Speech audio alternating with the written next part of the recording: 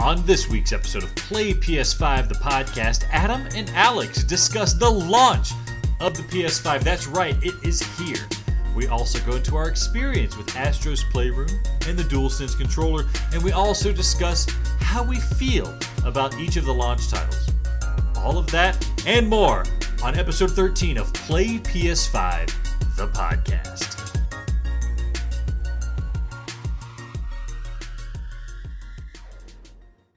All right, this is it, folks. We finally have our PS5s. Alex, I want to start off this episode of Play PS5, the podcast, with a riddle. Are you ready?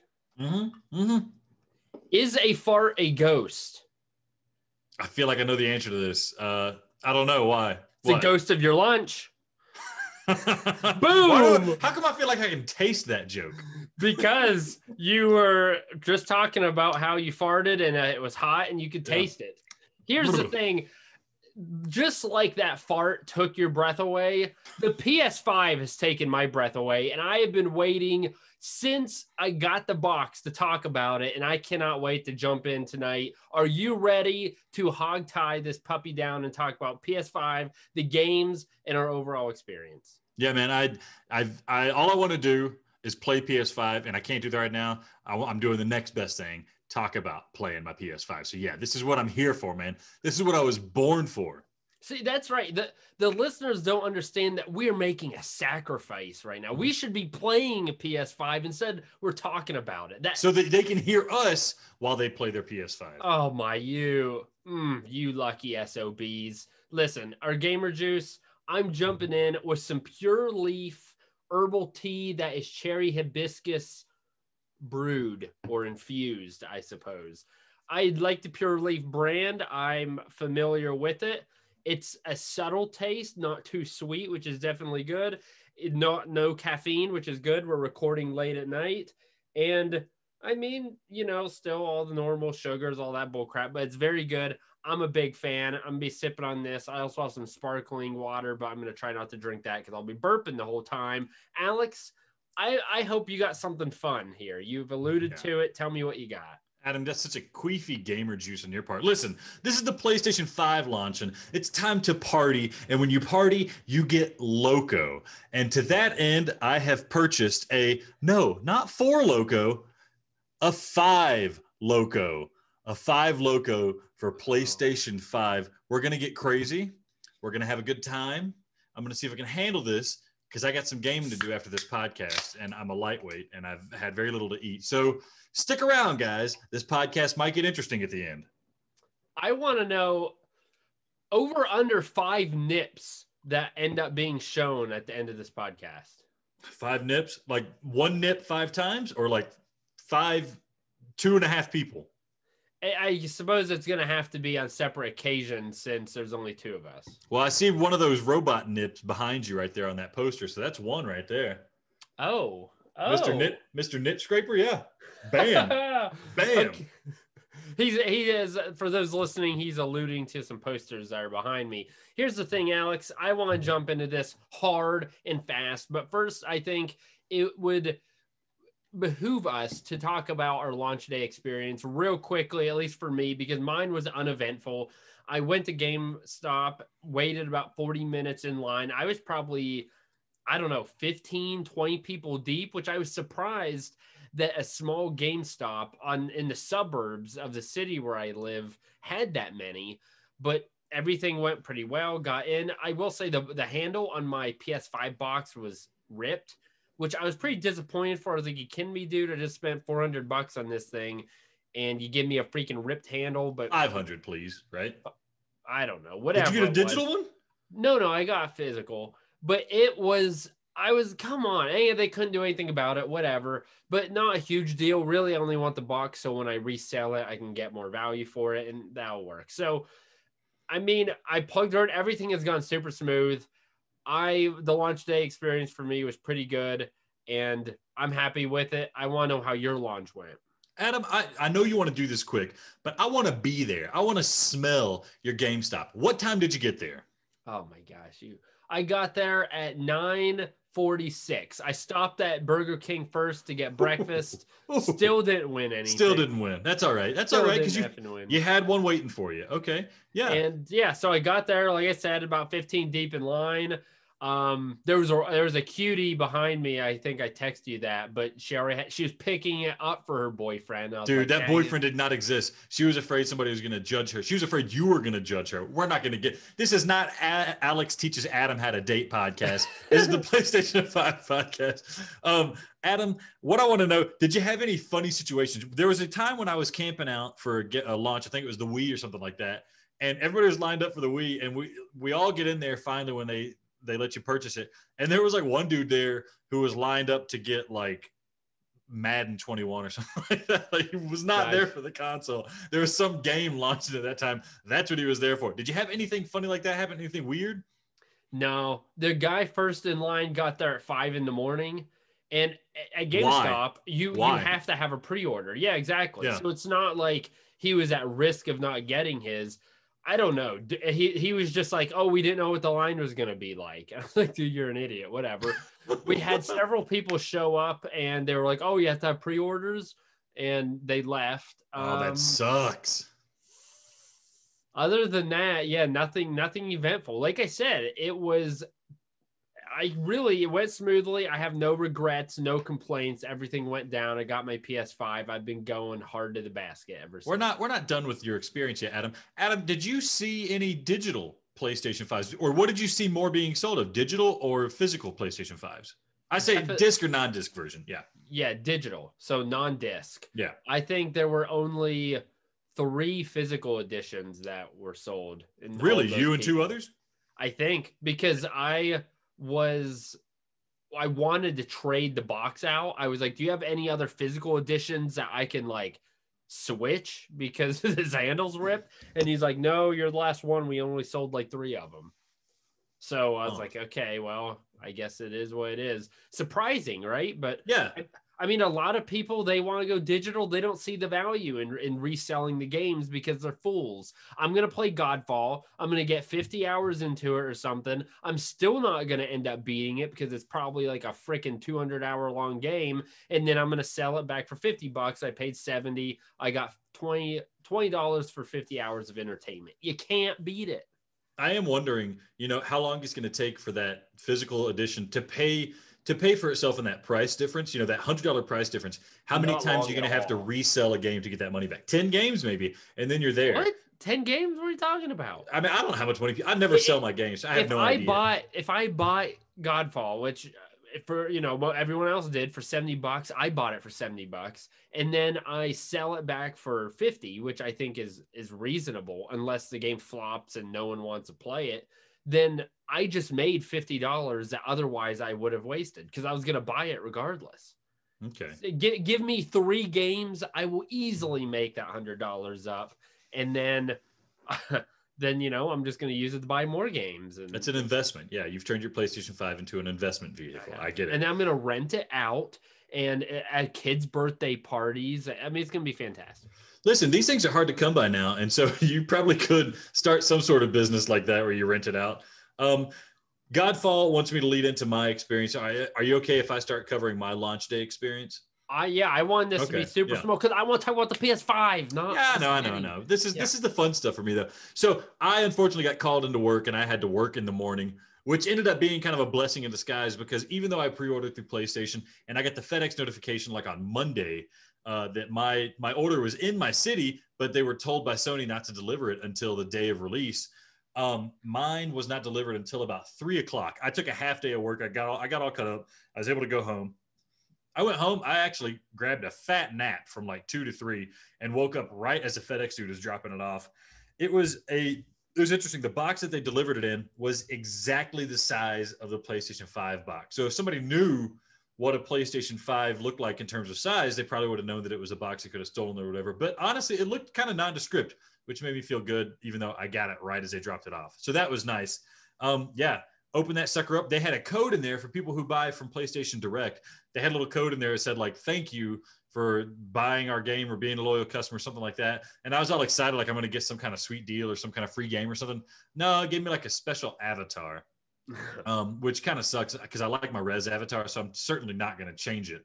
But yeah, that was just interesting that I got that. Open that bad boy up, put it on the entertainment center. I have plenty of room under my TV, and that thing still almost reaches my wall mounted TV. It is humongous. It can't. Adam, you warned me. You said you're going to open this. You think it's big. You're going to open it. It's going to be bigger than you think. Yes, it was. And then just a couple things. The setup was easy, but it's a bit more involved than usually what the setup entails for a video game console. Normally, you plop it on the table, you plug in the cords, bam, you go. This had like a stand that you have to screw on the back. And then in order to be able to screw it on the back, you have to like get your fingernail under like a little cover and pop that sucker off so that you can put like a screw in the bottom of the stand and screw it into the bottom of the PS5. Did you not encounter that at all, Adam? It was frustrating for me. It's like, I don't want to have to like get tools and stuff to deal with this. Luckily, I was able to use the cover that I popped off, use that as a screwdriver to tighten the stand. But then even the stand didn't seem like it fit perfectly. Like it had notches, like it's supposed to dig into the back of the PlayStation 5, but mine didn't. And the instructions didn't really have much words, so it was kind of confusing. In the end, I set everything up fine. Everything works beautifully. The UI was great. And then I played for like 5 minutes, and then I had to like babysit my kids for a little while. But then later that night, I went hard in the paint and just went nuts on some PlayStation games. But yeah, how did you find the setup, Adam? Are you vertical? Are you horizontal? What are you doing there? Yeah, I have to be horizontal. I don't have anything big enough to be vertical. I mean, I cleared the shelves out. It's too big. It's ginormous. I have an entertainment center. It's not, I mean, if you have, even most entertainment centers, they've got little cubbies or they have dividers. You have one divider and you can't use it. It's too tall. So do you have it on the stand horizontal? Yeah. Yeah. So you can't screw it in. It just kind of holds. It just sits there. That's a little was worrisome at first, but mine still, even horizontal, snugs so tight in there that it's not going anywhere. Yeah, it's not gonna come out. So yeah, I like it standing vertically because I feel when a console is designed to stand a certain way, I feel like I have to do it that way or it's gonna break. This is obviously designed to stand vertically. You're just able to run it horizontally. Standing it vertically really has me wanting to get new designs for the plates that go on the side, try to 3D print some shape or something like that, just to kind of make it more stable. It makes me nervous, man. Looks very much like a labia. It's very gynecological is what I would say it looks like. That being said, beautiful device in terms of function. Well, think about it. It's for years, people have known that Disney, McDonald's, large corporations use subliminal messaging to reach consumers. The average consumer gamer is probably a male. And what do males like? Most of them, with the exception of you, like labias. Mm-hmm. And so, boom, you look at it and you're like, oh, I want that. When your mind, you're not thinking about PlayStation. See, Adam, this is your problem. You took it right to the gutter. No, the genital shaping of the PlayStation 5 is to represent the birth of a new generation of gaming.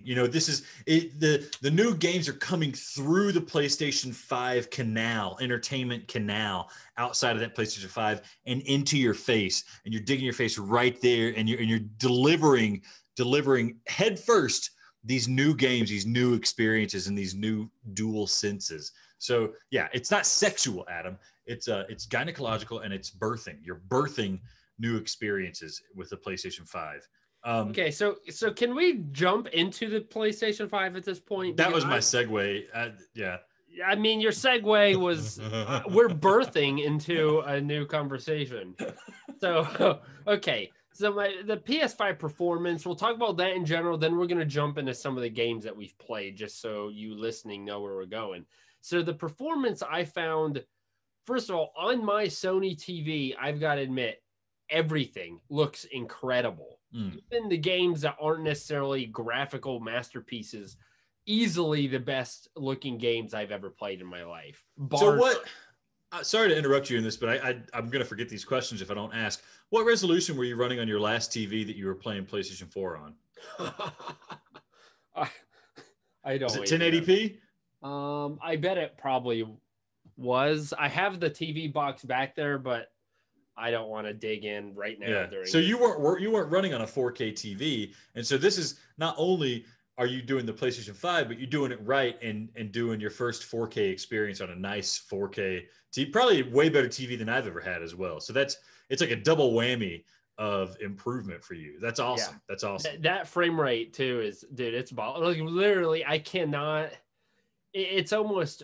It looks so good, like Godfall. It looks fake. I mean, I guess obviously it is fake, but it looks like real life, but better than real life. I know. Listen, weird. Yeah, I know exactly what you mean. It's called so when you see it on a TV show, it's called the soap opera effect. Old TVs used to have this thing where they would interpolate the frame rate and make it like 120 hertz, and it made all the TV shows look so real that it looked fake. And that's and I love that effect in video games. I played Xbox 360. It almost looks like 3D, right? Like you can almost see like a layering to it. You got me horny for a new TV now, Adam. I loved that effect. They took it away because people didn't like it on TV shows, but I loved it in video games, and I couldn't find it for the longest time. Now it sounds like your TV can do it. Adam, that's awesome.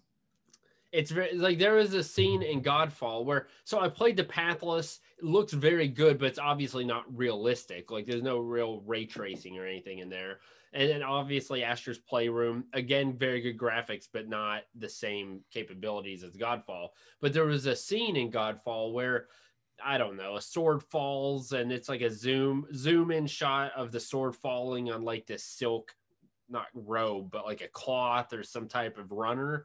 And it looked, it was obviously like cinematic, like what you see in Final Fantasy VII or some of the different cutscenes, but it looks, you look at a cinematic and you can obviously tell that it's fake.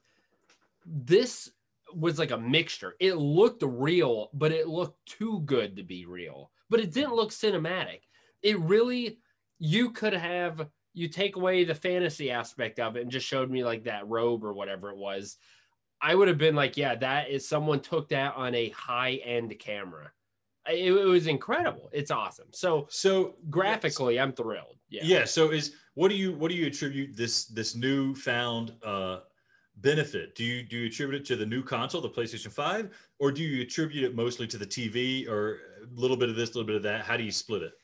Yeah, that's probably the tough thing, in that I think it's a combination. It has to be, because I watch football all the time, and the graphics and the resolution I'm watching football on aren't that much better, Yeah. And so that is probably because, okay, ABC or Fox, they can't send over 8K or whatever. Well, they're broadcasting at like 26 hertz or something like that, probably. Yeah. Yeah. But so the TV can't make up for that. It can't just make up these numbers and enhance the signal that it's giving it, but the PS5 is strong enough to send it what it can. And so I think it's a combination. And I was really surprised in how I think that altered my playing experience. Obviously, there's a point where you get a jump. If there's bad graphics, that's not good. Mm-hmm. And then good graphics mean more to a game. But I always thought there would be a point where, as long as they're good, it's not really going to be much of a benefit. And I'm not quite, now I'm starting to doubt that a little bit, but I haven't played enough of it really to know, is this actually that much better than The Last of Us Part 2 for PS4? Like, it looks better, but is that really going to translate into a better gaming experience just graphically alone? So we'll have to see after some time about that. I do want to know, Adam, then I imagine you were probably on the fence after you bought the TV as to whether or not it was going to be worth the price you paid for it. I mean, you haven't had a fancy TV in a long time, but there's a hefty price tag on that TV. Do you feel like it was worth it now? Like, Black Friday is coming up. I'm eyeing the TV that you bought. Should I go out and try to find that TV on Black Friday and try to get a deal? Well, what I can say is not having... I guess technically my last TV was smart TV, but it was not, it was definitely a lower level TV. And with this, because I watch football, it's in my entertainment room. So I've had people come and watch football or stuff. So people have come over. It's big. A PlayStation 5, it looks great. I have never once regretted it. So It is a big price tag to swallow.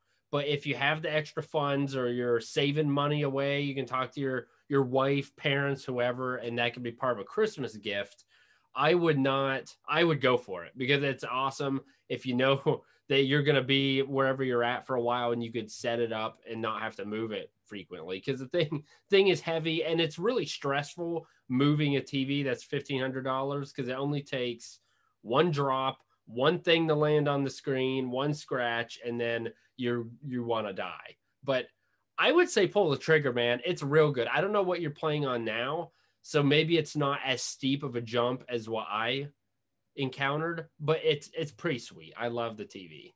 Well, I have I have a TCL, Roku TV.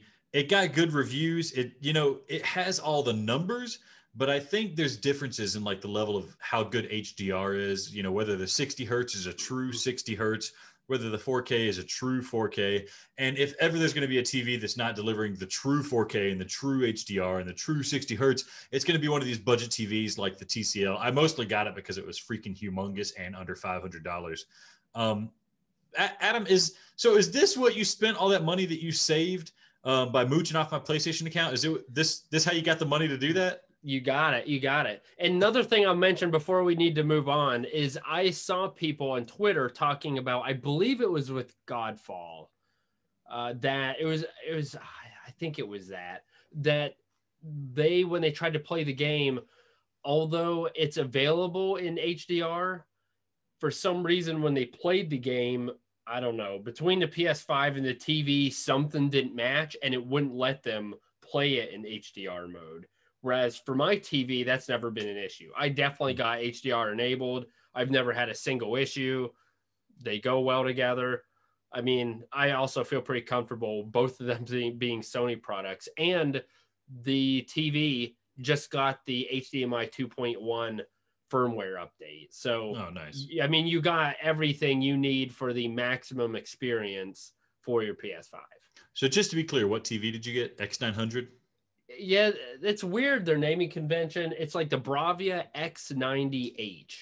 X90H. But sometimes it's X900. Like, I don't know. I'll look for Bravia, Sony Bravia, and I'll look for PlayStation 5 ready. That works. I mean, they'll definitely send you in the right direction. Just look X90H and you'll be set. I'm looking at the box right now. That's what it says. Okay. All right. Yeah. Okay. Then going back to the PS5, the speed I was also pretty impressed with. Although I'm going to be honest, so it definitely is fast, but I feel like you get used to that speed very quickly. Like when it first popped up Astrobot, or I first downloaded Godfall, or I first went into a level in the Pathless, I was like, that's fast. But now, even though I've only been playing on it for 3 days, I'm already used to it, where I don't think, wow, that's fast anymore. I don't think about it. I'm like, okay, it loaded, Yeah. Like it's fast, but I feel like it's going to be one of those things that, people are going to get used to. And sadly, I'm not going to appreciate it as much because now that's what I come to expect from the PlayStation. So I kind of had the opposite effect. I was underwhelmed by the footage I saw of the fast load times. I'd watch reviews and stuff and see the fast load times and think, that's not really that fast. I'm not going to be too impressed by it.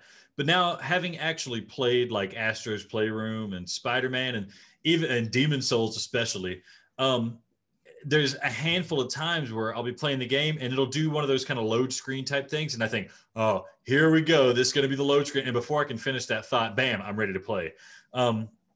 That it's almost like they maybe have put in a load screen just to remind you that the load screens used to exist and that this is much faster than that. As long as those things exist, like Astro's Playroom, when you go to a new world, it does like the thing. And on a PlayStation 4, that would have taken you 15 seconds. Here it takes you 2 seconds, 3 seconds, something like that. By the time you've readjusted your seating on the couch, you're ready to start playing again. And it's very fast. It's incredibly fast. But this big speed advantage that I'm noticing is the user interface, the home screen. I can move through that bad boy so quickly. The PlayStation Store is not a lag fest like it used to be on the PlayStation 4. I don't know what that was about. And then even downloading, I guess they have some kind of, I guess the read write is faster on the PlayStation 5. So when I download a game, it used to be that you download a game. Yeah. Oh, great. It's ready. No, I have to spend an equal amount of time installing the game or copying the game for some stupid reason. Now that's faster. And that's such a welcome addition. It felt insane to download a game in an hour and then spend 2 hours installing it. So since all that's working faster, it's just a welcome improvement. It makes me feel more comfortable having a handful of games installed rather than every game I can think of. That way I don't have to worry about whether or not I'm going to have to wait an hour just to get it copied over from some website. So yeah, this thing, as everybody said, it's blindingly fast. It's the fastest you've ever seen a console beyond maybe some old time cartridge thing that wasn't really doing any real legwork. So yeah, Astro's Playroom. If you play through it, you'll see that speed firsthand. Yeah, I agree with the user interface. So much of it is nice. I mean, Godfall is a big game. And I remember, we tried to do firewall patches. I've tried download games before. And I was like, oh, give me 4 hours. And Godfall took absolute max 30 minutes. But I don't think it took that. Because I was like, oh, dang it. I guess I'll play Astrobot while Godfall's downloading so I can play it later. And by the time I got one level done with Astrobot, the Pathless and Godfall had already been downloaded and ready to go. Nuts. I mean, so much better. And I'm on Wi-Fi like I've always been. There's nothing special. And then the user interface, it's so slick. You can hit the home button and then just look at the trophies. You can scroll through screenshots or what other people are doing. You can look at those hints. Everything is just, it takes a while to get used to where things are. That took me. Like, I kept looking for the power button and put in rest where it used to be. Yeah. One day it took 2 minutes. I was like, where is it? Like, you hold down the PlayStation button and you're waiting for something to happen and nothing happens. Yeah. Yeah.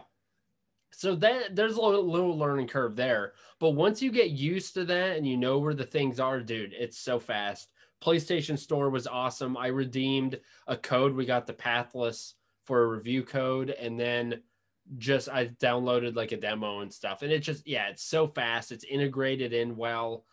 I'm a big fan of how the user interface is. It's just so fast. It's so much nicer. The one thing I haven't tested yet, Alex, because I was hoping we could play some Godfall. We will this week, but I want to know how accepting friend request or parties is, because if I remember correctly, if I'm in a game and you send me a request, I can accept it in the game, or I don't at least have to go back to the home screen to then accept and then go back in the game. That's going to be something that I'm looking for next. Yeah, all those little micro nuisances that we used to have, I think they've mostly been eliminated. So yeah, I will need to figure out how to test that. I want to do the screen to screen. I want you to be able to watch Demon's Souls as I play it, while also not prohibiting you from playing your own game. So that's something that's going to be awesome, especially when I'm trying to coach you on how to properly, join a party or something like that. You can do screen to screen and see how I do it, and you can copy that. That would be really beneficial. Yeah, I almost wish that there was a tutorial for the UI. They kind of tell you what things are doing, but I feel like it's going to take me a while to get myself used to how the user interface works and how to maximize it, especially those weird things like the cards where you can start, like you can pull up Astrobot and not necessarily start the game, but you pull up the card and it says like, oh, you're like 16% through this specific level, and you can hit X and then start at that level right then and there, regardless of if that's where you stopped when you were last playing the game. So awesome. It's so awesome. I did it one time because I didn't know how to find that. They didn't put that in my face. And so it was difficult for me to get accustomed to that. And I'm afraid that those things are going to fly under the radar for me, and I'm not going to use it as much as I'd want to use it. Because I will say, it's already annoying, even though the load times are quick. It's already annoying to start Demon's Souls and then see it like the logo slowly come up because it's like a cinematic effect, and I got to like hit buttons to get through the cutscenes that I've already seen. I don't want to see again. So I just need to be cognizant of the fact that we have these shortcuts now. I just wish they had a better way of teaching me how to do the shortcuts, and I really don't know what the best way to do that would be. But the fact that they exist and that it works, that's a huge bonus. It's just education on my part, I guess, of how to use those. That's something that's missing. Yeah, I'm a big fan of the user interface so far. I will be interested, like we've talked before, like Astro had some hints, like, oh, if you can't find this puzzle piece, here's a hint. And I don't know how many games are going to utilize that. It's extra work. I haven't really looked. Godfall and the Pathless aren't really games that you would need that stuff with, and those are the only ones I've tried. So I think it'll be interesting, but I mean, it would, I don't know, something I'm going to be looking forward to here in the near future. Should we start talking about some Astro's Playroom? Yeah, I mean, are there any other new features that we might want to touch upon before we go? You know, Astro's Playroom kind of covers the DualSense, so I guess we don't have to talk about those too much. Yeah, things download a lot faster. PlayStation Store is a lot better. The hard drive is just faster in general. I guess you don't have your PlayStation 4, so you weren't able to transfer from your PlayStation 4 to your PlayStation 5. Did you ever figure out the whole Tetris Effect save thing? Maybe recap what happened there. Yeah, I haven't figured out because I haven't jumped back in. So essentially, I went to load Tetris Effect, and it remembered the trophies that I had, but the game itself, I'm back at level 1, as though I've never played the game before. It doesn't really matter in this case because I don't really care, because Tetris is Tetris, regardless of your level 99, your level 1, it's the same game. But for, say, my Kingdom Hearts games, like there was one that I was somewhat close to getting, like the Ultima weapon, just a bunch of, you got to collect a bunch of stuff, takes a lot of time. And I'm assuming when I go to try to load that up, it's going to forget that. And so then I'm going to have to start from scratch. And that could be annoying. I haven't done research to figure out if there's a way around that or if there's something I can do. But one thing, I don't know, kind of interesting. But if you transfer from your PS4, obviously you don't need to worry about that. Yeah, I think if you're a PlayStation Plus member, your saves are backed up onto the network. So you ought to be able to, go onto the store and download your saves to the cloud. I don't know if you manually had to back them up, which would suck because you sold your PlayStation, so you have no way of getting them back. But I thought it was an automatic process because I used to get warnings all the time that, oh, your cloud save didn't back up today. We'll try again tomorrow. So hopefully you have those. I think you just got to go into the game on the store. Adam, did you run into any games that weren't compatible anymore? Oh, any PS4 games? I've only played PS5 games. I played a couple levels of Tetris Effect. That's it. So when I loaded up my library to kind of get a couple games that I wanted to test out, I noticed 2 games they had a little padlock next to the title, meaning I guess you can't play them. You can view the product page, but you can't download them. Oh, is that what that means? I think so. No, there's no way. I would say the majority of my games had padlocks on them. That's interesting. Because I just thought it meant, I don't know what it meant, but I wasn't interested in playing. You know what it is? It's probably games that were tied to my account that you were mooching off of, and you have to log in first. Maybe. Yeah. So I noticed Miniwood VR seemed like it wasn't compatible anymore. It had one of the padlocks, and I also noticed Vertigo Home, which it would kind of make sense that the developers would just really not be interested in investigating whether or not PlayStation 5 would be compatible, because I think those guys have kind of dropped off the face of the earth. But if I can't play Vertigo Home on my PlayStation 5, that's going to be kind of sad. Luckily, I have a PS4 to fall back on, but I'd like to be able to have it on the PlayStation 5, especially if things are better and smoother. There is one feature. I don't think we talked about it. We didn't touch upon it because I don't think you cared too much. Turns out if you have your PlayStation 4, you can put it somewhere else in your house, and you can stream your PlayStation 5 to your PlayStation 4. I think it maxes out the resolution at 1080p, so you're not getting that full effect. But if you really want to play your PS5 games somewhere else in your house without moving your PlayStation 5, that's the option for you. Adam, does that make you regret selling your PS4? Because I'll say this right now. I'm glad I have my PS4 for multiple reasons, but one of them now is that I can have that set up in my office. I can play it on my monitor if I want to, or if the living room is available, I can go in the living room and play my PS5. But do you wish you still had one so that you could test that out? No way. I a simple life. I live by myself. I've got one big mother effing TV. No, I don't need to share it. No one's going to be bothering me. If a Jehovah Witness knocks on my door, I'll be like, sorry. I'm finding my path in Pathless. You're pathless. Get out of my yard. And then boom, There we go. So no, I don't care. I'm very much glad I took that $300 and paid $200 for this next gen console. So no regrets. It sounds kind of sweet when you put it that way, but I don't know, man. When I'm playing Vertigo Home and the whole world is uniting around my high scores and you wish you were part of this process and you're missing out, you'll wish you had your PlayStation 4 back in your hands. Okay, Astro's Playroom. I'm ready to talk this up because oh man.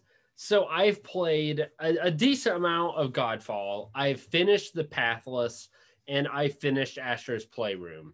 I've got to admit, I think Astro's Playroom is the best game of those three. It depends on kind of what you're looking for. For me, Alex, thought that was such a detailed, it's such a good game, especially like a launch game. This is a next gen game and a display and what it can do, especially with the DualSense. So I have Astro's Playroom high on my list, and I was very impressed. What was your overall thought of Astro's Playroom? So it's kind of hard to give an actual review of Astro's Playroom. Yes, it's a fully fledged game. You know, it has a beginning, it has an end, it has objectives, it has multiple levels, it has decent length to it. But it is a pack-in game, so there's zero purchase tied to it. And it is kind of a tutorial for the DualSense in general. So it's really weird for me to evaluate it because part of me wants to hold it up and compare it to things like Mario 64 or Super Mario Brothers 3. These launch titles, I guess Mario Brothers 3 wasn't a launch title, Super Mario World, these pack-in titles that launched with consoles that were legendary games in their own right. And then I try to think, is Astro's Playroom a legendary game in its own right? And I don't think it's quite there. You know, if somebody hadn't played Astro's Playroom and they knew their way around a DualSense and they were fine with it, I'd be hard pressed to say, you got to go back and play Astro's Playroom. Beyond the fact that it is just supremely polished. It's extremely polished. There's not a little bit of misstep in that game's design. But to that end, it kind of feels like I want to call it cotton candy gaming. I'm playing through it. Everything works exactly how you want it, which is incredible. But it seems like there's like zero depth to it in the sense that I'm not getting anything more out of it than just the game itself. It's whimsical. It's funny. I love all the stuff about that. It is definitely entertaining, which some people say, what more can you ask for in a video game? But when I get to the end of it, I don't necessarily feel like I've, had a similar experience as like reading a book or watching a really good movie. Not that we need like an excellent story, but when I finally finish Astro's Playroom and I put the lid on it and, put it back on the shelf or whatever, delete it off the hard drive, I don't feel like I'm going to be losing anything. And I certainly don't think I'd ever have a need to come back. So I know it sounds like I'm being down on the game, but I'm trying to, really put to words how much it's a tutorial. It might be the greatest pack-in tutorial, learn your way around a system and controller game that there's ever been, but it still feels like kind of a tutorial. Might be because there's no boss fights that I haven't encountered yet. Everything really feels like it's kind of holding your hand and walking you through this environment just so that you have a reason to try out this new mechanism in the video game controller. Yeah, I see where you're going with that. I think part of it is the fact that I'm assuming the Mario games that you purchased, like you bought the console and the game was like packed in, but technically you also paid for the game, like in the overall price. Yeah. Whereas this, I'm guessing, if like you said, just like a tutorial, so you probably didn't pay anything extra in that console price for that game. But if they would take the same concepts they had in that game and tried to make in an actual launch title, like a full-fledged game like those Mario games, I feel like then we would be talking about the same quality. But as it is right now, I agree with you. It's a little shallow, but it's a ton of fun. I think you're right. It definitely displays the DualSense in an accurate way. But the detail, everyone that I know that has played it loves it. And I think don't get me wrong. I love it too. It's fantastic and it's incredible. But there's just something that's kind of off about me, and I have a hard time putting it to words. But yeah, keep going. So if you haven't played it, or if you're considering getting a PS5 and maybe only seen a little bit of the game online, whatever it may be, the purpose of the game, again, is to give you a tutorial of this is next gen, this is what it looks like, here's how the DualSense controller works. But the beauty, absolute to me, is freaking brilliant, is the fact that the game surrounds itself and centers around the fact that it celebrates the history of Sony and PlayStation while also at the same time celebrating this new generation. So all throughout the game, you are finding what they're calling artifacts, which are essentially just different devices, systems, and accessories of older PlayStations. So you go through a level and you're going to find a PS1 controller, and you're going to find a PS2 memory card, or you're going to find the iToy, the original camera. And those things, for some reason, are just so fun. For me, I've known maybe 50% of those things. I had a PS1, I had a PS2, and that's it. I didn't do anything with PS3. I didn't even game much on them. But you recognize this one, Adam? This artifact? You're not even looking at the video. I'm not. That is good stuff. No, there's so many of these artifacts I didn't know about. Yeah. I love watching gaming, like Historian and all those documentaries about gaming. I don't know why. It's just something they're fun to watch. And so going through this game was almost like watching a little documentary in itself. And there are very few trophy or accessory hunts and games I'm really excited for. This was one where I literally could not wait to find the next thing, because I had no idea what was going to pop up. What was it? The buzzer controller. Yeah. You had all the different gun adapters for the motion controller. And then once I started with the PSVR stuff, I was like, oh, that's a PSVR. It was like I was celebrating my little brother or something. I don't know. There was some type of emotional and nostalgic connection that they made that I think is just absolutely brilliant, and put it over just a normal shallow tutorial. Yeah, so you brought up two things to my mind as you were describing that. Yeah, it's like the greatest PlayStation museum that you could ever have. So that's more or less what it is. It's a really wonderful PlayStation museum.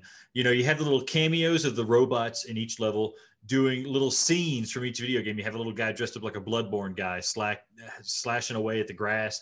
You have some guy playing, pretending to be a zombie from Last of Us. And it's all really cute stuff, and it's celebrating these iconic games. And then, like you said, you're looking for these artifacts, and you want to see them, because every time you get an artifact, it's a huge celebration of some nostalgic hardware that Sony released. And there's a little bit of optimism sprinkled in, because, fraught as the lifespan of the PlayStation 3 and Move controllers and iToys and some of these peripherals, Pocket Station, things that went nowhere. As fraught as that experience was, it's nice to see Sony still celebrating that, and not even tongue in cheek. They're just, it's all so kind of proud of everything that they've produced. And then you experiencing that in Astrobot, you kind of get a little bit of that pride too. And it makes you feel good about all these weird things, like this stupid ass Move gun controller that I still have for no freaking reason, the freaking Stinger controller that I have up in my closet. This is the dumbest thing in the world for me to still have. And I feel good about having it because I saw it in that Astrobot game. So on one hand, yeah, the greatest museum, wonderful PlayStation optimism, wonderful celebration of Sony and everything they've done in gaming. The other side is it kind of feels, and I think this is where I have an issue with Astro's Playroom as a game, and maybe I'm getting too far into it, is, Adam, you remember Nintendo Power? Sure do. The magazine, the official Nintendo magazine. For some reason, they would also review games. And the whole idea is like you're reading a Nintendo Power review of a Nintendo game. It's basically Nintendo reviewing their own game. And so when they say a game is great, you kind of have this idea, this feeling of like, okay, but they can't really evaluate themselves. They're just kind of like saying they're patting themselves in the back. Astro's Playroom kind of felt like that to me at times, where they're celebrating the stuff, but it is Sony patting themselves on the back. I guess the term for it is maybe fan service. The game feels almost like too much fan service, but I can't argue that because it's free. So there's this, I don't know, this weird dichotomy in my head of like, yeah, it's a game, evaluate it as a game, but also it's free and it's really just a glorified commercial for Sony. So take that as you will. I think that's where the schism lies in my evaluation of the game. But that being said, it's free. You should certainly try it. If you're a fan of Sony, if you're already a fan of Sony and you're the person they're speaking to, and I guess if you dropped $500 on a PS5, you certainly are a fan of Sony, go for it. It's really wonderful, really enjoyable, pretty funny. The music is great. The levels are designed beautifully. The mechanics are wonderful. Everything just has copious amounts of charm to it. Just also don't expect, the next greatest game of all time. Just a really wonderful commercial for Sony that you willingly want to endure. Yeah, I feel like after talking about the nostalgic and the artifacts, I bet Nintendo wants to die, because I will admit, if both companies did the same thing, Nintendo's would definitely be better. They have more gadgets. They've got more random accessories and peripherals. I mean, they could have just gone ham with this and people would have loved it.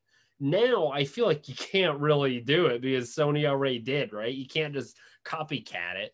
So I think, oh man, Nintendo probably wants to die, because that would have been, even for a non-Nintendo fan like me, I would play that.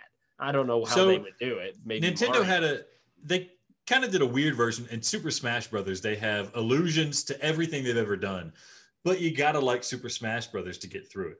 But I like your approach. I like Sony's approach here. Play an accessible, enjoyable tutorial platformer that everybody can bite into and it's enjoyable, instead of this, I don't know. I hate Super Smash Brothers. I might get flack for that. I hate Super Smash Brothers. So as much as I want to celebrate Nintendo, I got a Virtual Boy. I love it. As much as I want to celebrate that, I do not want to suffer through Smash Brothers in order to enjoy that celebration. But I don't know what that in Smash Brothers is doing, but does it actually show like a super close up of Virtual Boy that you can look at? Like, this seemed like you were celebrating whatever device it was. It had a funny pun or saying to it. And if you look, I made a video on YouTube of just going through the gallery. You could zoom in and some of the devices you can interact with, but there is a disgusting amount of detail. Like on the controllers, you could actually see kind of the rough material that the analog sticks are made of. And you could see the textures on all the devices and controllers. I don't know if Super Smash did that, but it really seemed, and when you found it, like, yeah, there's confetti and people are celebrating, and I don't know, it was just so charming. I absolutely loved it. Yeah, you're right. And did Adam, when you found those weird things, did it kind of make you like a little bit wish that you could like go to a pawn shop and find one? Oh, without a doubt. Yeah. I was like, like a game, thinking about getting a Sony game that is like a quiz game, god awful idea. Yeah. Do I want that buzzer control? Yeah. Like, yeah. It's just, yeah, man. It's something about it. When you see it in, like, I wish I had a museum, a physical museum of all that stuff I see. I never had a need for a PlayStation 1 multi-tap, but I see it in Astro Bot. It's like, damn it, I need to go out and try to find a multi-tap just so I can have that. They make it all look so cool and so desirable. And yeah, kudos to them. Kudos to Team Asobi for pulling that off. Yeah. Last thing I want to mention before we start talking about the DualSense is I think the level design, again, is second to none. The level design in this game is fantastic. And if you have played Astro Bot Rescue Mission for PSVR, you understand very similar games, and level design in both of them, they just took so much care and there's so much detail and attention that you're right. They left no stone unturned, and every single decision seemed intentional. It is just insane how much detail they have in them and how much care they took. And I love the level design for this game. And if you haven't played Rescue Mission, that needs to be way high up on your list. Yeah, the levels, the conceit of the game is that you are Astro from Astro Bot Rescue Mission, and you are inside the PlayStation 5, and the levels are like the hardware that is inside the PlayStation 5. So you have like the GPU jungle where you go and you explore the area that the GPU lives in, and on that level it's singing to you. And I've had that song stuck in my head. Shout out to Team Astro, the Astrobot team. The music that they make is incredibly catchy, stuck in my head for weeks. SSD. Yeah, I don't think I've even gotten to that world yet. But, dude, you're gonna get rocked. Yeah. It gets stuck in your head. There's like the CPU level is a speedrun level, which makes sense because CPU is all about overclocking and running fast. There's like the coolant level where you're trying to cool things, and there's like clouds blowing, things like that. And it's like a beach, but there's also like an Arctic beach because it's keeping things cool while it's hot. What is the other thing I'm missing? There was the jungle, the memory, the SSD. Yeah, there's the memory land. I forget what that is, but anyways, it tries to go through each component of the hardware and make that a level in and of itself. Really wonderful conceit, really good idea. Speaking of level design, Adam, as we talk about this being a celebration, when I was playing this, I knew that it's like, 5-6 hours long, something like that. Not terribly long. And I was thinking, they have such a good engine here. What could they do to make a fully fledged game that we would be willing to drop $70 on? Astrobot Rescue Mission. We were all really excited to drop full money on it, partially because it was just a VR title and it was really good VR. But considering the next Astro game they make would be a flat title, what would entice you to be willing to drop $60 or $70 on it? And I'm thinking, here's what I want them to do. Continue the streak of celebrating PlayStation and Sony. And instead of having these little cameos of the robots, with each of these games they're celebrating, they should have levels for each game. There should be a Bloodborne level. There should be a Metal Gear Solid level. There should be an Ape Escape level. And you kind of co-opt the games, the DualSense controller and all those mechanics into a level that plays kind of like that game. I think that would be a great way to celebrate the history of Sony. I think that would be a great way to make a fully fledged game out of the Astro's Playroom system. This game's going to be such a wild success. I don't doubt that they're already working on something, but that's what I would like to see. Do you have any opinions on that? Maybe I'm just being stupid here. I mean, I don't think it's going to take much because the fact they don't have Astrobot more in the forefront as a mascot is pitiful. Their marketing team should be ashamed of themselves. He is so adorable and cute, and there's so much that you can do with him. Mm-hmm. Every little game, everything that involves Astrobot is just, it's so captivating. I would die. I would pay $25 for a little Astrobot figurine probably. Yeah. So I could put him on my little, gaming stand or something, and they don't do it. And so if you took this game and added a little more, heck, I would probably pay $20 for what I just played right there. Easy. Yeah. He needs to be on the box, right? He needs to be, the commercials need to be him. Whatever you think is experience PlayStation 5 and the next generation, who cares? You need to have Astrobot front and center. That you're nailing the head at him. He needs to be on the box. He needs to be arms folded, leaning up against the PlayStation 5 or some silly, stupid thing like that. You need to see him and then need to have him incorporated as a key component to PlayStation 5 because it's such a wonderful representation of the technology that we have with this new system. Yeah, and I understand probably their demographic. They're going toward more of the adult gamer or serious. Like Nintendo just naturally is, I don't want to use the word childish. That has a negative connotation to it, but kind of in a sense, more family childish. Friendly. There you go. I know that's probably not what they want to be, but I would consider us serious gamers. I hate Nintendo because all their stuff is family friendly, but Astrobot, I love him because it's more clever than it is like it's more clever than family friendly. Yeah. It's kind of weird to describe. There's definitely a difference there. Also, everyone I think at this point knows that if you get PlayStation, you're going to be able to play those harsh games that are a little over the top, a little more grotesque and a little more adult themed. But I think now let's talk about the DualSense because I came in and I was excited for this controller. I've been hyping it up this whole podcast. You've been kind of on the fence about it. How do you think the DualSense has held up specifically in Astrobot, and what have you thought about using it thus far? So I think Astrobot has been a great demonstration of the DualSense. It's covering all the bases of what you can do with the DualSense. I expected, initially I was skeptical. After listening to reviews and people talking about how this is next gen, explicitly because of the controller, I got my hopes really high, thinking this was going to be some groundbreaking thing. And then after having played through, most of Astrobot or a lot of Astrobot, I find myself back on the fence. Like there's times when I'm playing and I'm thinking like this, I don't care. I don't care about this. And there's times when I'm playing and I'm thinking, this is incredible. So like I said, it's 50-50. Is this next gen? Is this game breaking? Is this something that's going to make somebody say, crap, I should sell my Xbox and I should get a PlayStation 5 instead? I don't know. And if Astrobot, a game that is showcasing the DualSense, leaves me with that feeling, I'm thinking that maybe it's not that incredible, but it's still something I will welcome and enjoy. But as we go through the individual components, we can talk about what that is.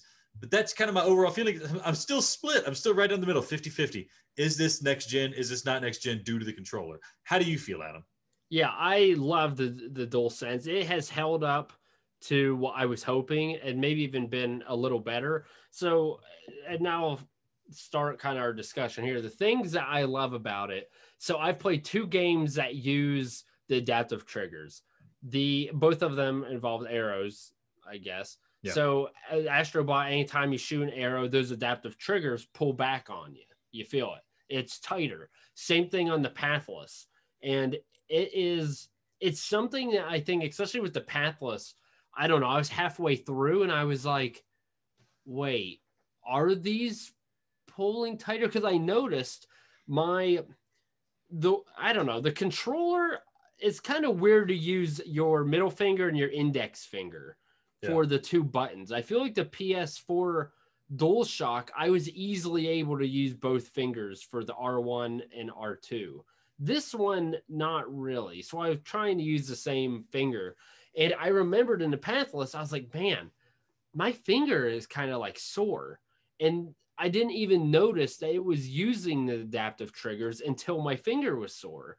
And then when you hit it and it's not using adaptive triggers, obviously it's really loose and easy to use. And then when I notice I'm fighting a boss and it's really pushing back as I'm pulling the bow back to shoot, I'm like, dang, that is cool. It's next gen. It is awesome. And there are going to be so many games that are going to utilize that. The other thing was different parts of the controller can vibrate independently. That is awesome. Like in Astrobot, one of the first things, the PlayStation logo comes up and there's like just some floating orb effect type thing. And it starts at the P and it runs all the way through the word to the N. And you could feel the controller starting on the left side vibrate and then go to the left center, right center, and then the right side. It was just really neat. And I think, I don't know, I love what they have done. I think it's creative that in Astrobot, some of the things you had to breathe into the controller to kind of spin the spin wheel. I don't know why you aren't impressed with that stuff. What is it that you just don't care? Like, I don't know what you want to see. So some of this stuff I've seen before. The whole breathing into the microphone, that was first done on the Nintendo DS. There was that game called, it's like called Feel the Love XY or something like that, where you're like dating a girl. I need to play that again. That was pretty funny. But you would blow into the microphone to blow like clouds away. It's nothing, new or incredible. I'm used to blowing into microphones to make things move away. I've never played that, but I've never played a Nintendo console where you did that. Yeah, I did it on Nintendo DS. You did it on the PSVR. Like, it's not super uncommon to blow into a microphone to make this happen. And honestly, every time it happened, here's my issue with these kind of things. Every time it happened, were you like naturally wanting to blow into the microphone and then you were like, oh, good, it works? Or was it like, oh yeah, we got to remind you that you should blow into the microphone now. And then you do it. And then you're like, okay, it worked. That got me through this door that I was in.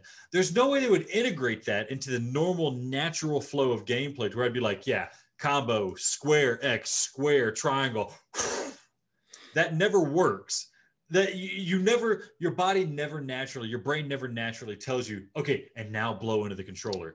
Because it's just so unintuitive and it's not something that's impressive. It's not particularly immersive. In VR, it's a bit better because you're wearing a VR headset and it can detect it naturally. But me pulling the controller to my mouth and going, it's just kind of like, oh, neat, this can do that. But I never want to do that. The confounding issue is, as you see, I'm wearing my new PlayStation 5 headset that I got. if you wear this and you play Astro's Playroom, guess which microphone it uses? Not the controller. It uses this one right here. Guess what you have to do to blow the wind at this one right here? You got to take these bad boys off and put them right in your mouth. So you're not here. It's horrible. Horrible. Controller doesn't work. It all falls apart. Do away with that. I don't give a crap about blowing air into my controller. All it does is give my daughter an excuse to spray her Capri Sun all over my controller and ruin it when we're trying to just have a good time. So it's annoying. It's momentum breaking. It's not immersive. And it's such old tech that nobody gives a shit. Pardon my French. So that's what bothers me about that. The other things that bother me, the losers in the DualSense situation, if you'll oblige, Adam, I'm sorry, I'm rambling here. That freaking swipe thing, maybe the best use of it ever was in The Last of Us Part 2 when you're playing guitar. But even then, I didn't want to do it. I just wanted to hit a button. I even tested out using the DualShock analog sticks to strum the guitar instead, because I don't want to touch that thing in that way, unless maybe I'm trying to use it as a mouse and I'm navigating a browser, which I never want to do to begin with. I hate using it in Astrobot. I hate the levels. Okay. There's the levels where you're like in a marble and you're moving around in a marble. That one sucked. I'll give it. It sucked, and it lasts for so long. And an analog stick was designed to accommodate that. So why in the world would they be like, oh no, you're going to love rubbing your finger on the controller to do this instead? It's way better. I hate it. I hate everything about it. It's cool in some, the swipe is cool, but it's not necessary in some games, like in what's that samurai game that came out? Just came out. Not Way of the Samurai. Ghost of Tsushima. Yeah. You swipe to wipe the blood off of your katana. That's cool. Not necessary. I wouldn't miss it if it wasn't there. I can't think of another situation where I like the swipe. I hate that was a primary function, one of the levels. I hated that entire level because of that single function. So there's things that the DualSense is doing that I really don't, not only do I not care about, I just flat out don't like. And I don't want other games to try to leverage that. I hate when developers are like, oh, gee whiz. Uncharted and the Vita did it all the time. They had this stupid thing where you get artifacts and you got to like dust the dirt off of them by using the touch screen. It sucks. It sucks so much. And if your touch screen is messed up at all, you got a fingerprint somewhere wrong, you can't even get past that level. It sucks so bad. Stop doing this, developers. All right? Stop doing it. You're ruining perfectly good gameplay. So that's annoying. That being said, you touched on the adaptive triggers, Adam. I heard people showcasing it in Spider-Man saying, oh, you feel like you're swinging. No, it's not that dramatic. But when you're climbing as the monkey in Astro's Playroom, it works really well, especially when they give you like kind of gated markers on the pulling of the trigger. When you're climbing, if you pull too hard, it's going to break the rocks. That is great. I love that. And I haven't experienced yet, but I love the idea of like your gun jamming and it trying to lock up a little bit, or it releasing its tension so you don't feel like you're pulling the trigger. Instead, you're like missing a step, like you're clipping. There's a lot of cool things that can happen there. Adaptive triggers are great. That is next gen. The HD rumble you're talking about, I'll admit, Nintendo already did it. They did it on the Switch. They had a game where you're like counting how many marbles are in a box and it rotates around. You got to guess. But Sony's doing it now too in their controller. They're doing it natively and it works great. I love it. I love it when it's raining in Astro's Playroom and I can feel every little pinprick raindrop landing on my hand. That is so cool. You don't even notice it's happening, but you love that it's happening. That's the kind of stuff I'm talking about. So throw away the swiping, the tilting. It's iffy. It's good for aiming when it works right. Microphone, I don't care. I don't give a shit. Throw that out of here. Throw the microphone out. Throw the swipe bar out. And then we have a good controller. Sorry, I rambled there, Adam. What are you thinking about those things? I like the microphone. Also, you're using the headset, so you probably don't notice. There are constantly noises coming out of the controller. I noticed that, and I also really like that. And it's good in games that I would not imagine it to be. It's good in Demon Souls even, which I would not expect it to be. But yeah, that's great.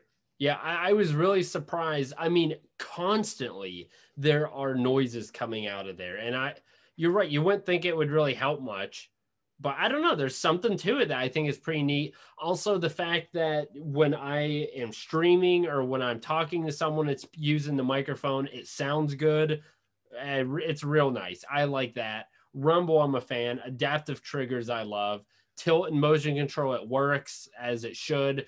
Swipe bar, I don't hate as much as you. I think in some instances it does add immersion elements to it. I'm still a pretty big fan of the DualSense. I'm loving it. But I feel like at this point, we both have rambled. And in segment 2, we got more to talk about. Do you have any other final things or comments about the DualSense you want to talk about? I mean, aside from the new functionality, the controller feels great. It feels a bit beefier in my hands than the DualShock 4 did, but that's okay. My hands feel comfortable. You know, the best thing you could say about a controller is that you forget you're holding it. And I forget that I'm holding the DualSense when I'm playing these games, which is great. That's a wonderful thing. Buttons are placed in the right spot. You know, they're using the PlayStation motif, the PlayStation layout. That's all you can ask for. Battery life seems great. I forget that it's something I have to charge, which I was really worried about with all the DualSense stuff. So yeah, it's working great. Astro's Playroom is a great showcase for it. You know, after the break, we're going to talk about some launch games, which is probably what you really want to hear. Forgive us for making you wait that long. Going forward, the next episodes, we're probably going to have this up front in the podcast, but thank you for indulging us and listen to our coverage of the launch games here after the break.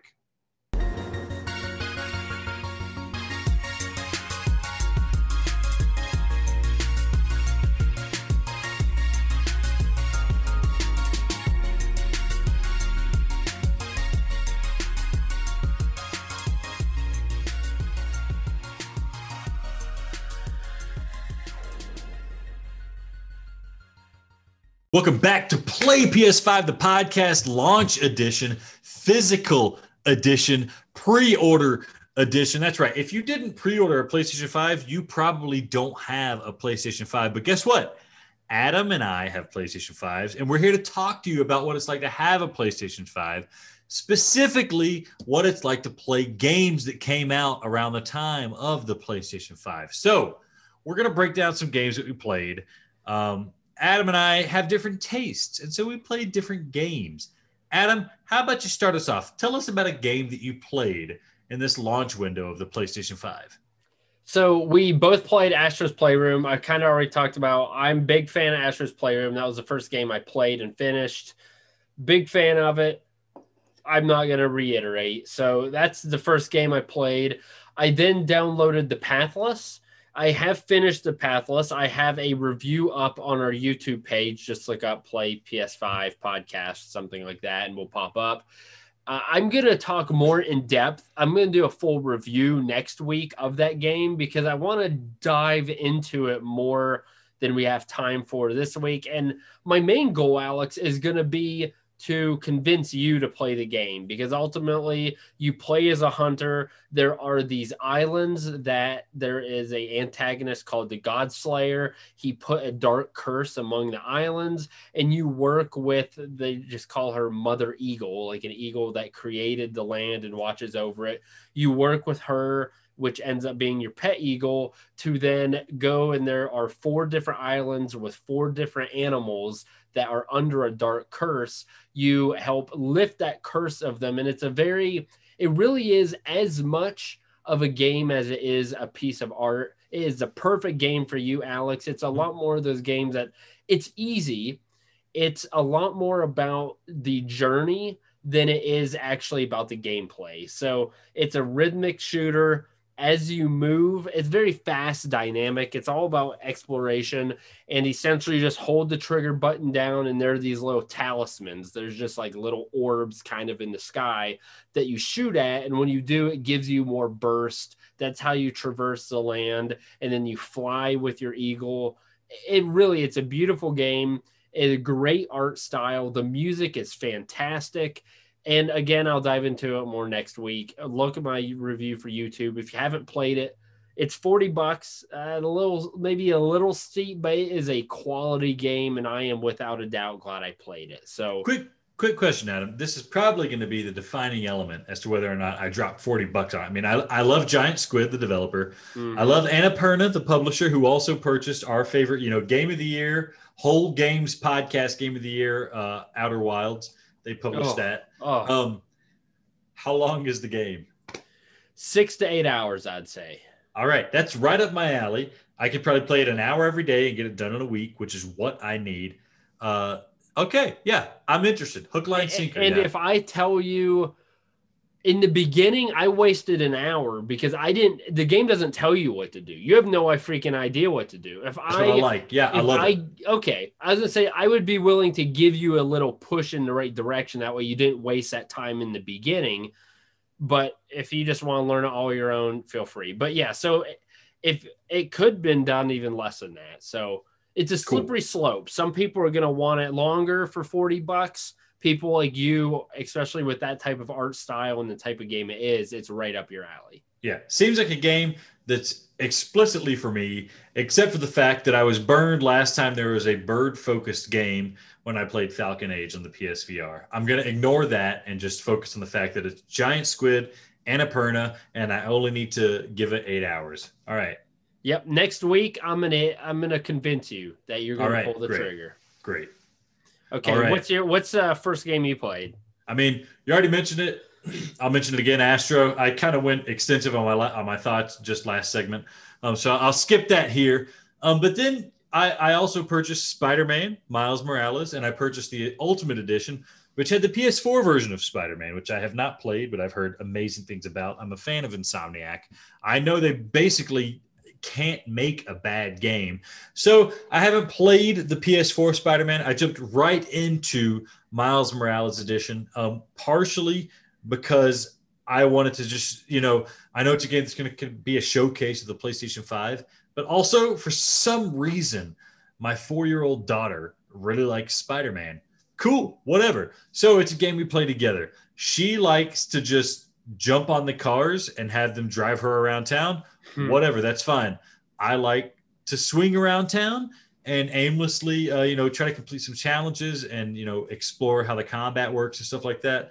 But Spider-Man, hey, it's a great showcase game. The visual effects are wonderful. The voice acting, the graphics, the animation is spectacular. If you like Spider-Man, of course you're going to like it. If you like comic book things, of course you're going to like it. If you like open world action games, this is what you're going to like. So Adam, I know you don't like comic book stuff. I know you don't like it so much to where if something is comic book related, you will avoid it. But what if I told you like, hey, this is like Grand Theft Auto, but you have superpowers? How would you feel about that? I would consider it. It's just, I don't know. That's the question I was going to ask you, is that if I don't care about Spider-Man at all, how do you think I would like it? I mean, if it's not constant plot about Spider-Man, then I could get on board, because I'm sure the gameplay, it looks fun. I'm sure it works really well. It definitely is beautiful. But if you have to be if a big part of the experience is to relate with Spider-Man or really get into the plot, then I'm not going to like it. So I'm about 3 hours into it. So I can't really give a full-fledged review on that. But at this point, 2 or 3 hours into it, it feels almost kind of 50-50 as to whether or not you have to be a Spider-Man fan to enjoy the plot stuff. Initially the first villain that you encounter is Rhino. He's kind of a, B or C level villain nobody knows about. So if you're not a fan of Spider-Man, you don't really care. He's a menacing villain and you're doing your stuff against him. And it's kind of got some cool showcase pieces where you're like getting on the back of him with the web and you're, using your spider sense to intervene with like, he's going to run into a baby. Let's rescue the baby. That's cool. A cool slow motion cutscene. But then there's also some slower paced story bits that happen where you're like hanging out with Spider-Man's mom and you're supposed to care about it. It's well written enough, but really I'm not here for that. I know, Adam, for sure you're not there for that. So that kind of stuff drags on a little bit. And I'll be honest, last time I played the game, it hit one of those longer cutscenes and I didn't care. And that was like, okay, I'm out. I'm fine. I'm fine to stop playing right now, which is the last thing I want the game to happen. Because when the game is ready to just keep going with gameplay, I'm ready to keep going all night long. But when they hit me with an hour-long cutscene talking about, you know, Miles Morales' mom, which great, it's fine, it's well written, but I'm not here to watch a movie. I'm here to play Spider-Man and jump around and do stuff. You're exaggerating when you say an hour, right? Not probably. Yeah, I'm probably exaggerating. I was like, sure. Let me say, it felt like an hour. It felt like a long time. But in terms of gameplay, here's the thing. It's Insomniac, like I said. It's extremely polished. The locomotion around the city is really fun. You're doing the web slinging. You have multiple ways. You hold down R2, and he reaches out and does a swing from a nearby building or a tree or something like that. If there's no tall skyscrapers, you're gonna have a hard time finding something to swing off of. If you hit X, he just kind of grabs something and pulls himself along the way. You hit L2 and R2, he'll do like a web thing to like pull himself up to a point. You can hit X and then, you know, bounce off of that. So there's multiple ways that you can move around the city. That's really fun and entertaining in and of itself. But then you get to like the combat, which is the other half of the game. You're Spider-Man, you're fighting bad guys. And as much as they made the game really refined and the combat has, you know, a lot of variety to it, a lot of things you can do. You can web up the enemies.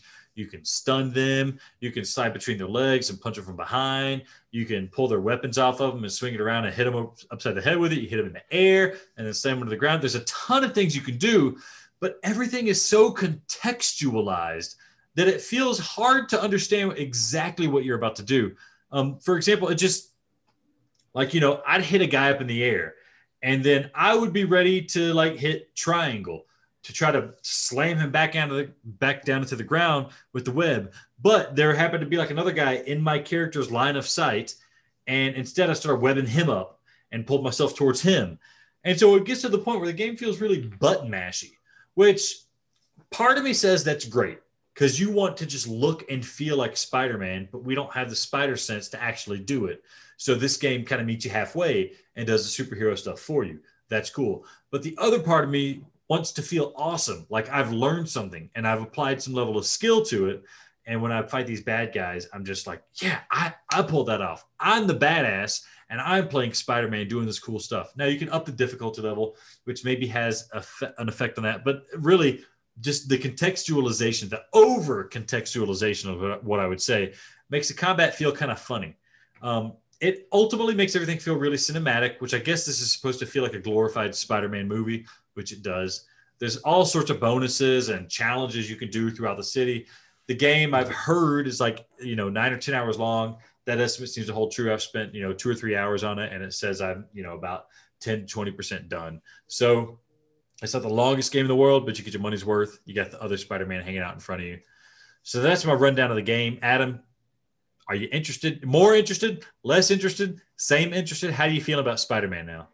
About same amount interested, but I'm not gonna play it. Let's be honest. Yeah, even if it was free, I don't think you would play it. But I certainly think if you don't have this weird, like you don't want people to think you're like a dork, like Adam, because you're like Spider-Man. I don't know what the deal is. If you have any inkling of interest in Spider-Man, then go for it. All right. So next game I played is Godfall, and here is a game that I was pretty excited for. I've already talked about graphically. It is stupendous. Mm-hmm. Is that a word? That's a word. That's a good word. Okay. It's so beautiful. And Godfall seems, I'm not as far into it because I did focus on Astrobot and the Pathless. I'm maybe 4 hours in. And so it's definitely going to be a longer game. I don't know how long it is, but essentially you play as I don't even know what you are. You're a person, your brother attempts to kill you and you survive. And now your brother is collecting all types of some type of material in the world and making himself a god. And you are attempting to stop him before he ruins the world, takes over and becomes too powerful. So that's a basic plot. The thing, there's good and bad here. The good is that the game, when you looked at the gameplay footage, seemed very slow and sluggish and kind of boring. It is a lot faster than I thought it would be, which is awesome because that was my number one concern of the game, is that it would just be boring because it's so slow. That is not the case. You can zoom around. There are a ton of different combos and button combinations that do different things. I'm very impressed with the actual combat. It's very fun. It's not quite as good as Final Fantasy VII Remake. That, I think, for me, Final Fantasy mastered my exact gameplay that I love more than anything else. This is in that right direction, but I think there's some fluidity. It's not quite as fast as Final Fantasy. That's the only reason I don't rate it higher and why it's not on the upper echelon. But very good game. It's one of those loot slashers. You run around. In a sense, you do have objectives, but it's also open world. So I spend a lot of time just randomly walking around, finding things that I can collect and getting new orbs. And then depending on what you kill, I don't know if it's random. I don't know if it's predetermined, but you get weapons and things. You upgrade those. You do level up. And it really is fun. Somehow in the middle of the game, my character got switched to a woman and I can't switch it back. I don't know what happened there. But the plot isn't like crazy captivating, but it's interesting enough that makes me want to divulge more of the plot. Gameplay is fun. I will say that I have to play it because it's a button masher. It really is. But it's a fun button masher, but I can play it for like an hour. Any more than that, it starts to become monotonous and it's not fun anymore. A lot of games are like that. That's not necessarily a dig on them in the game, but that is how I'm feeling with this game thus far. But overall, I mean, it's a good game. I think it's a little odd that they've pushed it so much to be a launch title when you're seeing ads on TV for it. Like, I feel like between this and Demon's Souls has the better reviews. People like it better. I know it's a remaster. It's not a new game in itself, but yeah, there's something with Godfall that is off. I can't put my finger on it, but it's like one thing off from being a great game. And I don't know what that is yet. And maybe it will develop into a great game, but about 5 hours in, like there's just something missing, but combat is great. Graphics are great, works well. There are a couple load times, but I mean, they last 2-3 seconds. Performance wise, it's exceptional. So that is my experience with Godfall thus far. So it's kind of what I feared and kind of what I hoped with Godfall. I think is literally sitting in my mailbox right now. So when we're done recording, I'm going to go out and grab it. Maybe we could play some multiplayer tonight. I don't know. It looked like Gearbox Studios, the people who made Godfall. Is that right? Gearbox? Yeah. I'm pretty sure that's who it is. Yeah, it is. It seemed like they were trying to get a slice of that Destiny pie. Adam, have you ever played Destiny? Are you familiar with it at all? I played Destiny 2, and you're right. It somewhat feels like that. Yeah, so Destiny's a first-person shooter, and Godfall is a third-person action, slasher. But the main thing behind it is they're both trying to be a game as a service. And when I played Destiny, I know it's the guys who made Bungie, so they're technically very talented. The gameplay is very good. It's a very, very good engine for a first-person shooter. But all the things you were saying about Godfall that seemed kind of off also match with me. Like the story's there, and it's like just interesting enough to where you're thinking like maybe this is good, but I don't know why it's good, and I don't care that much, but I care enough to be like, I'll see what happens. And you're going through like this open world, and it's like I'm kind of going through this open world doing quests, but I don't kind of know what I'm doing. I'm just kind of collecting things, and there's story things happening, but I don't seem to care about it. When I played Destiny, I constantly had this feeling of like, oh, there must have been something really important that happened in Destiny 1, and I'm playing Destiny 2, and I just don't know. And if I read enough, I'll catch up and figure out what that is. But I never found out what that is because it's almost like Destiny 2 wanted to be a single player game that had multiplayer components to it. But it turns out if you don't play the game with a lot of the multiplayer components, then a lot of the fun of the game is eliminated. And I've looked at a couple reviews for Godfall, and everybody talks about how it's really pretty and the gameplay's pretty good, but that it just seems kind of shallow, which sounds almost exactly like Destiny 2 to me, which might be what's missing from you is that, yeah, everything is there. You know, it's got all the parts that you need for a good game, but it just doesn't sum up together to be a great game because it also requires some of that multiplayer stuff. So, Adam, did you play any multiplayer with randoms or anybody you know? You No, I don't even think multiplayer is that, from my knowledge, I totally could be wrong. I don't think it's that big of a deal. I feel like you can multiplayer to go and do quests and things and earn new loot. But in Destiny 2, I've played that, and it seems like you have to do multiplayer. Here, yeah. I don't think that's the case. I think the issue for me is that, like, I played the Pathless, and there is a strong, you know what you're supposed to do, you know where you're going, and there's some type of timetable. There are 4 islands. You have to beat and change the curse on 4 beasts, and then you go to the floating island and fight the Godslayer. Here, it's just, you got to stop your brother, but I don't know. Like, yeah. And I could see why some people like that, because it's feels less linear, even if it is linear, because you're like, you don't know what's going to happen. You don't know who you're going to fight. You don't know where you're going to go. And maybe you have the freedom to pick your own paths, which I could see why some people would like. But for me, I guess I've been trained to have that internal timetable and know, because I'm going to be honest, if this really is a 100-hour game, I'm not interested in playing this for 100 hours. And honestly, I would probably stop at hour 15 if I knew it was that long. I've got no clue. And you're right. I don't know why it's shallow. There isn't anything obviously missing, but it's missing something at this point in time. I think what is missing is direction and what you're talking about. I'm saying all this without having played the game, but I'm evaluating this from the way I kind of evaluate Destiny 2, in the sense that, like, yeah, you know what the end point is. You have to accomplish this final goal. And they present it in this way where it's like, you have a bunch of ways to get to this end goal, but really you don't. Oh, you could be, magic guy, or you could be melee guy, or you can be range guy, but none of that really matters. That just matters how you deal with the combat. It doesn't really affect how the story unfolds. And if you have no investment in the story, and if you have no investment in the story, then you have no real investment in the end game. And so you're really just playing the game as long as your pleasure of the actual game mechanics lasts.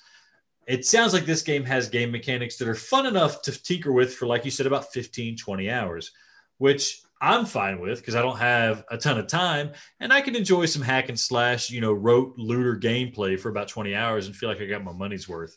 But for probably the audience they're looking for, they're going to need some strong writing or something like that to make it really last. This kind of game, they want it to last, and you have people playing it, for years and years and years and years while they add DLC. The fact that you're not hooked, I don't really care to be hooked. Reviewers don't seem to be hooked by the story. Makes me feel like, just like PlayStradamus predicted, we're going to see this as a free PlayStation Plus game. Yeah, just longer. Yeah, I will say before then I want to move on and talk about your second game. If they add a season 2, or if there is something where they're trying to prolong the length of the game like Destiny 2, I'm immediately turned off and I will delete it, because I'm not interested in that. I want a game that I can sit, that I know I can finish, and isn't going to straggle on for, only God knows how long. Yeah. All right. Yeah, no, I'm all on board with that. Moving on, again, probably rambling. Demon's Souls. All right, everybody knows I love Demon's Souls. Adam, you have no idea anything about Demon's Souls, but what I will say is that this feels like maybe the only exclusive PlayStation 5 game to have come out at launch that is only for PlayStation 5. You're not going to play it on PC. I mean, technically you can play it on PS3, but this is a remake, a remaster, a rebuild to fully utilize the hardware of the PlayStation 5. And boy, does it do it in spades. I think I texted you, Adam. This is maybe the most graphically impressive game I've ever seen in my entire life. I am walking through the dungeons and there's puddles on the ground, and I stop because I want to move the camera around and make sure that puddle is really doing the ray tracing. It's really displaying the effects that I think it's displaying. And it is.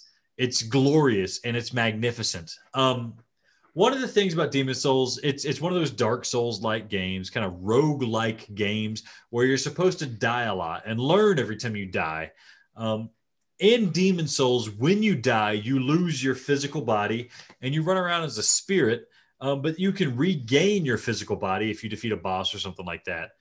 When I played it on the PlayStation 3, I didn't care. Having your physical body didn't mean anything to me. You get a little bit more health, but that's about it. And there's a couple things you could do. You could summon people to help you. It wasn't that important. But now playing it on PlayStation 5, it is that important to me because something about the physical body displays the graphical prowess of the PlayStation 5 in a way that my ethereal ghost spirit form doesn't seem to do. So there's that right off the bat. A core gameplay element has been enhanced due to the graphical fidelity of the PlayStation 5. How does the game play? It's beautiful graphically. The game plays very similar to how it did on the PS3, meaning technical perfection from my perspective. It's plays exactly how I wanted it to play, how I remembered it playing. It's an action RPG in the sense that you are fighting enemies using swords, casting spells, shooting bows and crossbows and stuff like that. But these kind of games are designed around challenge. So you need to make sure that you're very careful with the steps that you take. Have your shield ready to pull up anytime you can. Be clever with your timing and your parries. Watch how much armor you have because that affects how much you're able to move around, and check the stamina because you can't just spam the attack button. So I'm sure people are familiar with this type of gameplay, but it is just as rewarding here, 2 generations removed, as it was in the PlayStation 3 era. And I was scared that playing Demon's Souls again on the PlayStation 5, that I would have nostalgia goggles. And then I'd actually play it again and be like, oh, it's actually kind of, grimy and it doesn't feel as good as it used to feel.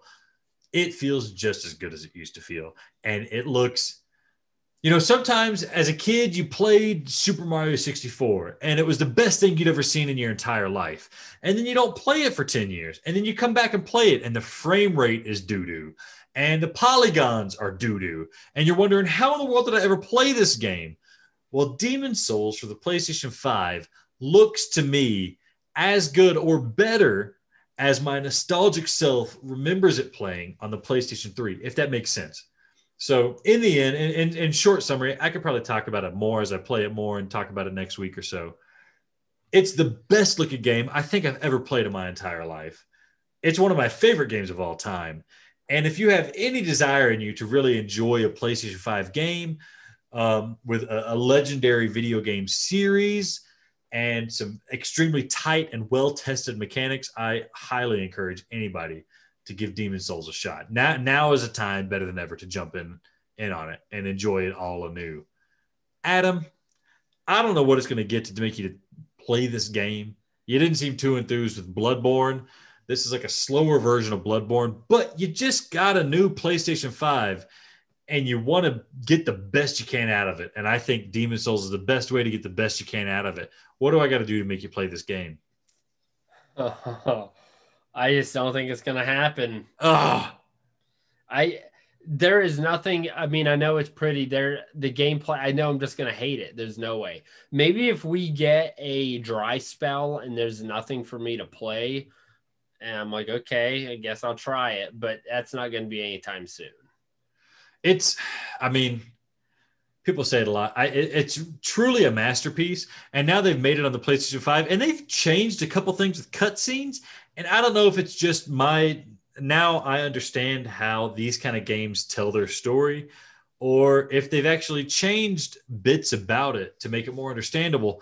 But one of the weaknesses Demon Souls had on the PlayStation 3 was that the story was really good, but it was kind of obtuse. It was hard to figure out what was going on unless you spend a lot of time like researching the internet.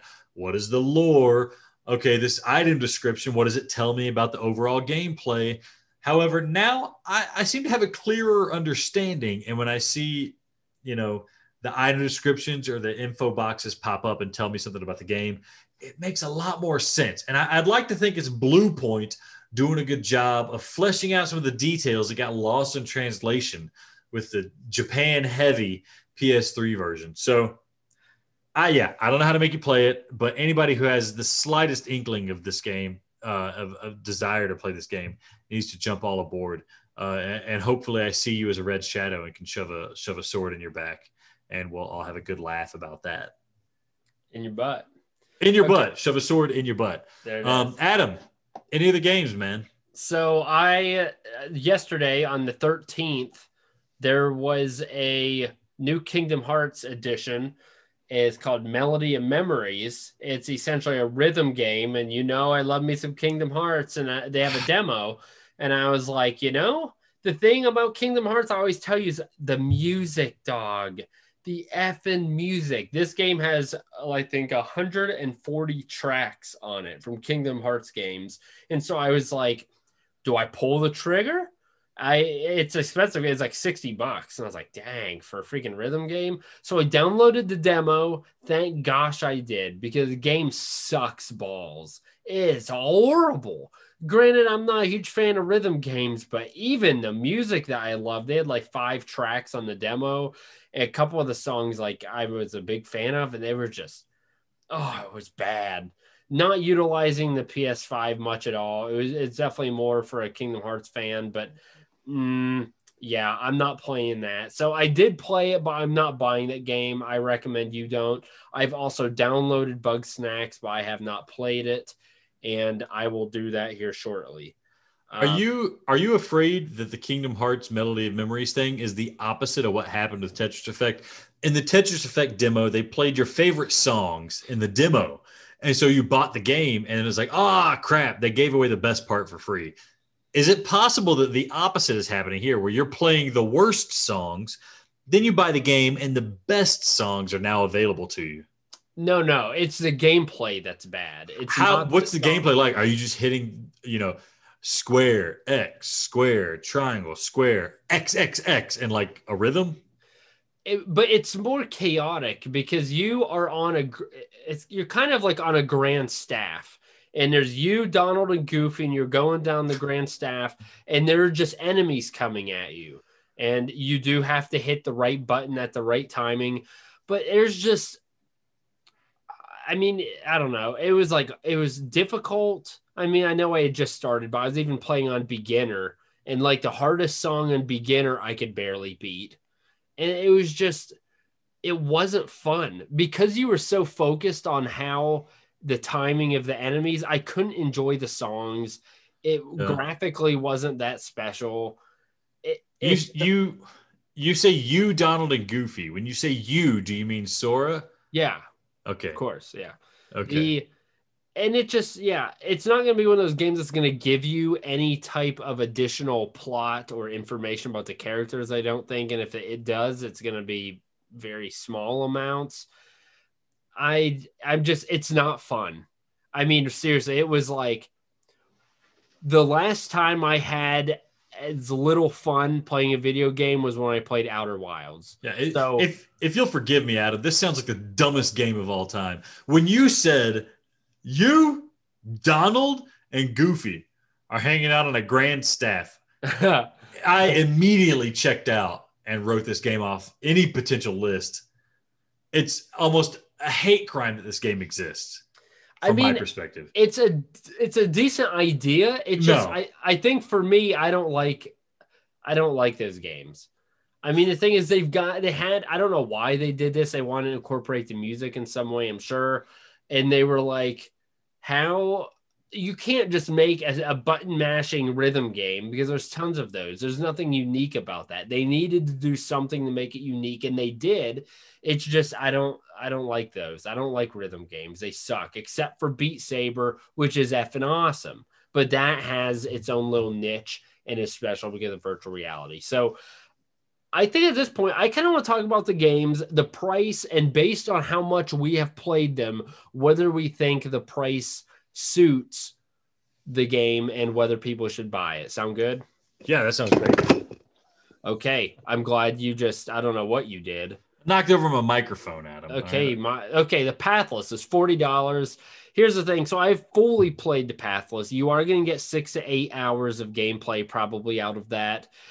It is a great experience. It is a fun game, and it's one of those games that you can play. You're not going to be too stressed. It's just like a chill out, wind down at the end of the day or at the end of the night before you go to bed. Good game. $40, I think, for the game, it's fair. I think $30 would be a more like, I want this game at this price. That would be $30. And if it's less than $30, it's definitely a buy it and play if you're even remotely interested in those type of games. Astro's Playroom obviously is $0. Pack-in game, awesome. How much, I'm just curious, Alex, how much would you pay for Astro's Playroom? $20 tops. Oh, for sure. Okay. $20. Yeah. I mean, that's pretty good. They kind of, we'll just say they gave us a $20 game for free. There we go. You haven't played Godfall. I have. It was $70. It's big boy. And that's the standard edition. That's not using any of the additional digital loot that you could get from the higher versions. This is going to be one of those games that I just have a feeling, I could be wrong, that it's going to have the time cost ratio where, okay, yeah, you can play it forever. You're going to get your $70 worth based on time, but is your enjoyment of the game going to be worth it? And that is where I'm still on the fence. I don't know. Like I said, there's something missing. I right now I'm tending, until you hear otherwise, to hold off on Godfall. That would be my recommendation. As someone who has already purchased the game at full price, but has not yet played it, I get a very strong feeling that this is going to go the way of Destiny and ultimately become free to play. I mean, I joke around about PlayStradamus saying it's going to be free. This has all the strappings of a game that they thought we could launch for full price, and then it's ultimately going to be like, damn it, we're going to release DLC. We need people to buy that DLC. Let's release the game for free. That's going to happen with this game from what I can gather, unless people are just really hard up to play a game on their PlayStation 5. $70 sounds steep for a game that really heavily relies on having buddies to play it with you. $50 would make more sense. Free makes the most sense, and then you pay for cosmetics or whatever. They made such a big deal out of avoiding it that it sounds like they almost knew they were going to end up landing there. So I have no idea what to rate this, not because I haven't played it, but because, God, I'm getting such mixed signals here. Yeah. Okay, Bugsnax is free for PlayStation Plus members. It's also funny, so I haven't played this game, but I have a couple buddies, and the one dude is a big PC guy. He loves PC snob, essentially.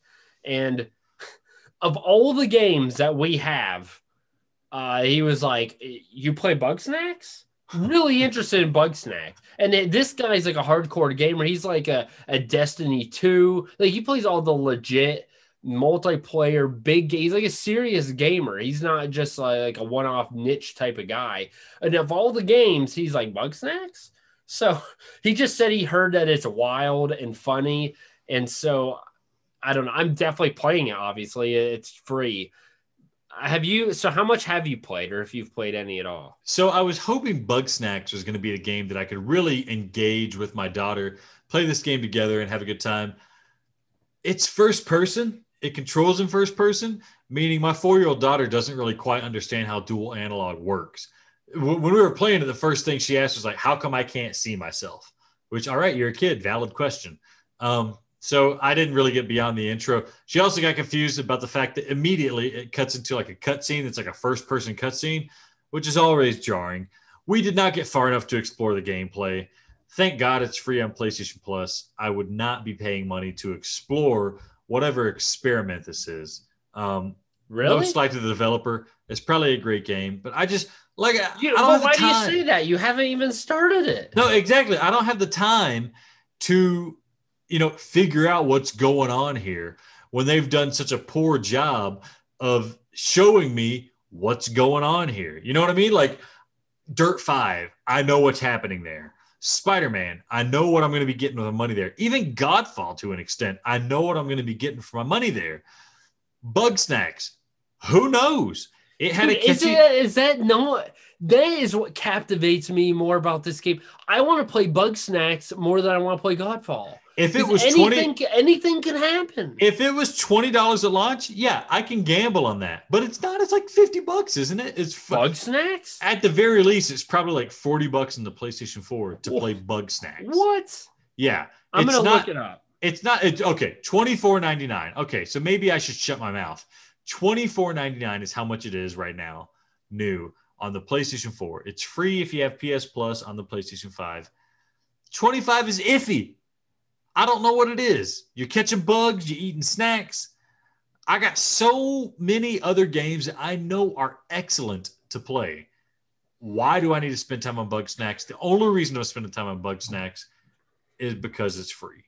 But the thing is, I'm hoping, and again, I haven't watched, I haven't read reviews, I haven't done jack crap, but if it's a game like Accounting Plus, I mean, it's going to be funny and kind of weird, and I think that's at least worth trying. I'm going to play it, so I'll let you know how it is next week. Yeah, let me know how. I mean, I'm probably going to play it too, but I don't have the highest of hopes. I feel like it's going to be quirky and weird, but not so charming to where I feel like I need to figure out what the rest of this is. Okay, Spider-Man. I actually don't remember how much Spider-Man is. Yeah, so Spider-Man, Miles Morales, by itself, you buy it on the PlayStation 5, is $49.99. For $69.99, that full price now for the new gen, $70, you get the PS4 game as well. It's like an enhanced remastered edition.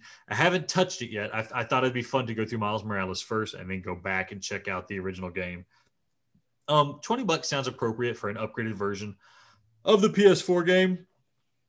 $50 for a game that I know is about 9 hours long, probably has a decent amount of unlockables. It's questionable. There's not much out there that is PlayStation 5 exclusive. Miles Morales, for the short term, is PlayStation 5 exclusive. You will get to see the whiz-bang PS5 stuff. I'd say, knowing the length that I've heard and playing the game, it feels more like a $30 game. But people who love Spider-Man, they'd probably love this a lot more than I would. So maybe that $50 makes more sense.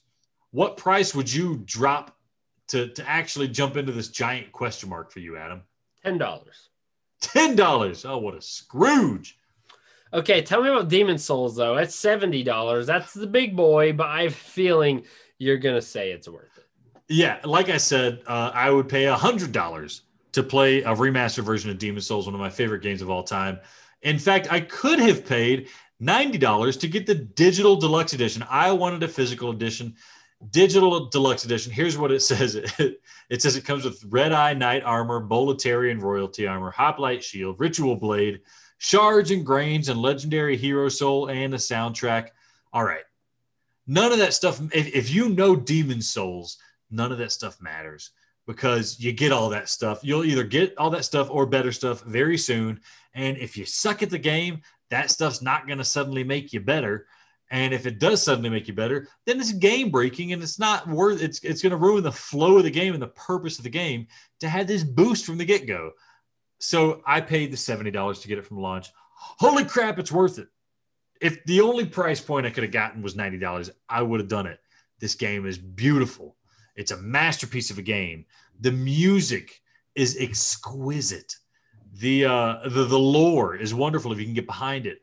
Everything about this game, I think I tweeted a long time ago. I came back and played Demon Souls, several years after it came out. And I think I just said, I forgot how much in every way Demon Souls was the best. And it's even better now. So there's almost no price point I could put on it. It's such a magnificent masterpiece of a game. And now we have it totally remastered. Maybe the best launch title I've ever seen in my entire life. Totally unbiased. It's just great. I love it. I love it. Totally unbiased. Okay, finally, we got the PS4 collection, just a ton of the best PS4 games. That's free for PlayStation Plus members as well. You got to get that because it's free. You never know when you're going to want to dip back in the well and all of that stuff. Good games. What is the chance, Alex, you dive into the PS4 collection with not only the launch titles, but I mean, surely here soon we're going to be getting more arrivals for the PlayStation 5 in terms of games? Yeah, so Days Gone has some upgrades for the PS5. Gonna jump into that. Don't have the time right now, but I want to. God of War has some upgrades for the PS5. Gonna jump into that again. Don't have the time to right now. Last Guardian was first on my list, but then I heard that you can only get the locked 60 frames per second on the PS5 if you have the disc version, which is a weird thing. Hopefully they patch that out.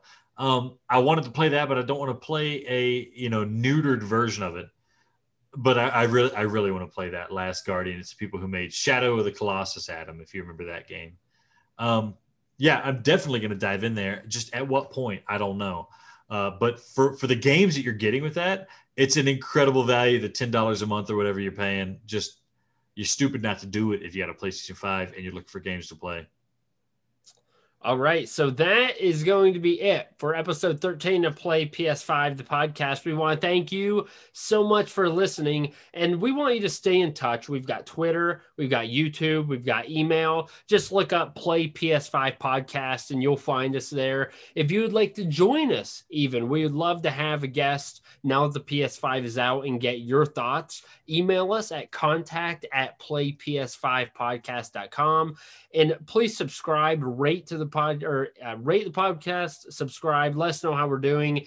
Listen, be like a fart in the wind, like the ghost of lunches past, and go play PS5, the podcast.